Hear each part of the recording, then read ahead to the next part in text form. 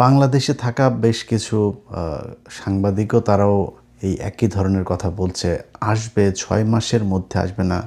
গোলাম ময়লা রনি সে নিজেই করেছে, শেখ হাসিনা আসবে, তবে ৬ মাসের মধ্যে না, ৬ মাসের পরে আর কি আসছে।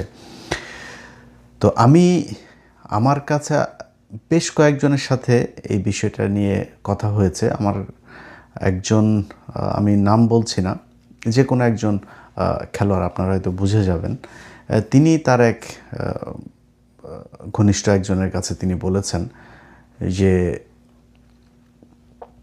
হঠাৎ করে তিনি আওয়ামী লীগের প্রতি এত মানে প্রকাশ্যে আওয়ামী লীগের কথা বলছেন কেন, যে তিনি আওয়ামী লীগ করেন। আপনারা জানেন যে কে বলেছেন।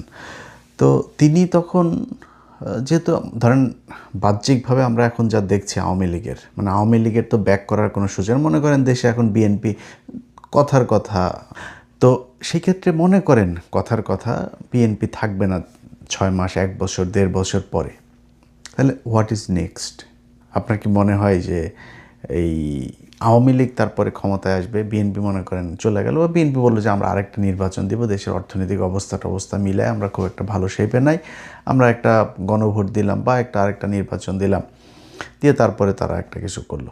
অথবা কথার কথা মনে করেন যে সেনা শাসন আসলো, অন্য কিছু আসলো, তারাও যদি এসে আওয়ামী লীগকে এখন ক্ষমতায় বসাইতে চায়, বাংলাদেশের মানুষ কি সেটা মেনে নেবে?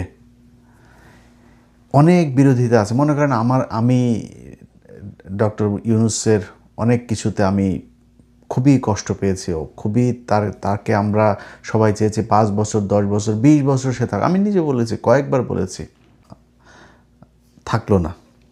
৬ মাস, ১ বছর, ১.৫ বছর পরে মনে করেন বিএনপি থাকলো না, যদিও সেটার কোনো সুযোগ নাই। কারণ হয়েছে যে প্রধান বিরোধী দল যারা এখন আছে, আমি যতটুকু জানি প্রধান বিরোধী দলের সাথে সরকারি দলের টাই খুবই চমৎকার, এবং তারা মিলেমিশেই তারপরে দেশ চালাচ্ছে। অনেক ক্ষেত্রে অনেক বিরোধিতা আপনারা যেগুলো দেখছেন সেটা আসলে বিরোধিতা না, কিছু কিছু ক্ষেত্রে তো হচ্ছেই, কথার এদিক ওদিক তো মতের অমিল থাকবে, সেটা খুবই স্বাভাবিক। কিন্তু আপনার মোটা দাগে যদি বলা হয়, দুই দলের ভেতরেই একটা সুনির্দিষ্ট আপনার পলিসি আছে, যে পলিসির বাইরে তারা যাবে না।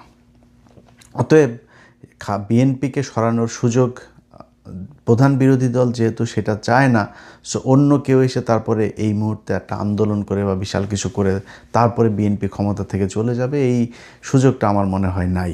আর আশপাশের যেসব নেতারা আছে, জাহাঙ্গীর কবির নানক, তারপরে আরও বেশ কয়েকজনের ফেসবুক পেজে তারা পোস্ট করেছে যে তারা আসার প্রস্তুতি নিচ্ছে। গাজীপুরের সাবেক মেয়র জাহাঙ্গীর, সেও পোস্ট করেছে যে তারা পূর্ণ প্রস্তুতি নিচ্ছে, নেতাদেরকে ঘোষণা দিয়েই তাদেরকে প্রস্তুত থাকার জন্য আহ্বান জানানো হচ্ছে।